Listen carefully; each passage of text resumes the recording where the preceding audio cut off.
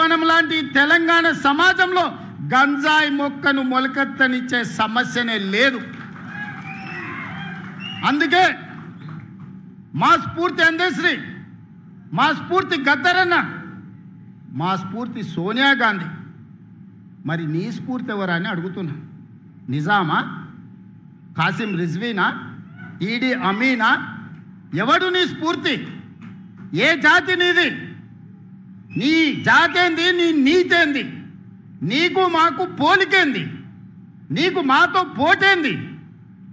మేము అదమర్చినప్పుడు, మేము కనుమూర్చినప్పుడు 4 కోట్ల తెలంగాణ సభానేజ్ని కబలించి దోపిడీకి పాల్పడుతుంది కదా.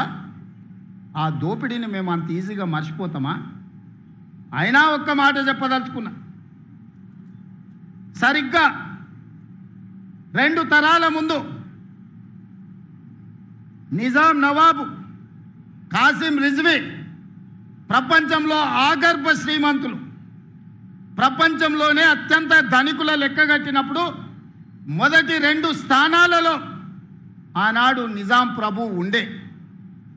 సరిగ్గా 2 తరాల తర్వాత ఒక పారిశ్రామికవేత్త బాగా రాణించి 1000 కోట్ల రూపాయలు సంపాదించినాక ఆయనకు కోరిక కలిగింది.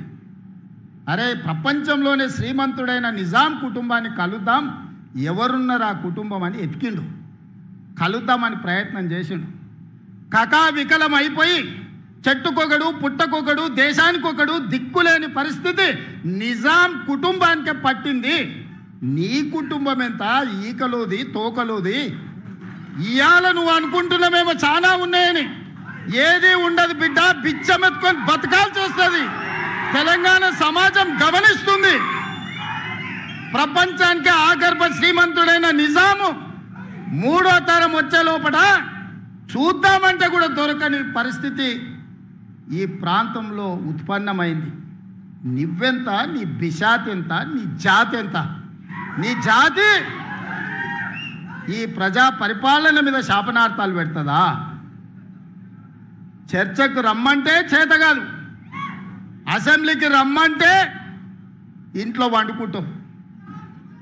ఇంట్లో వండుకొని వెనకంగా కుట్రలు కుతంత్రాలు. తెలంగాణ సమాజం ఎడ్డిదో గుడ్డిదో కాదు.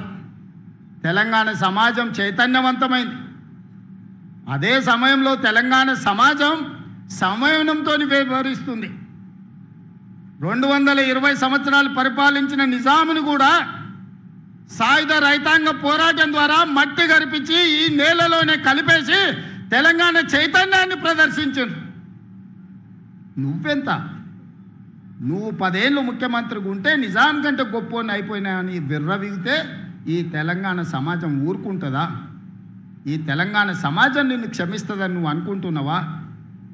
అందుకే మిత్రులారా, ఈనాడు అందశ్రీ అనేవాడు ఆధిపత్యం తెలంగాణ మీద ప్రదర్శించాలనుకున్నప్పుడు, ఈ తెలంగాణని ఆక్రమించుకొని ఈ తెలంగాణను దోసుకోవాలనుకున్నప్పుడు ఏ తరమైన అందశ్రీ మళ్ళీ పుడతాడు. ఆ అందశ్రీ స్ఫూర్తి మన గుండెల్లో ఉంటుంది. ఎవడు ఈ తెలంగాణను చెరబట్టలేడు. ఎవడు శాశ్వతంగా ఈ తెలంగాణను దోచుకున్నని వికటట్టహాసం చెయ్యలేడు. అప్పుడు అందశ్రీ తప్పకుండా వస్తాడు, పాటై వస్తాడు, తెలంగాణ సమాజాన్ని చైతన్యం చేస్తాడు. ఒక స్ఫూర్తి ప్రదాతగా అందశ్రీ ఉంటాడు.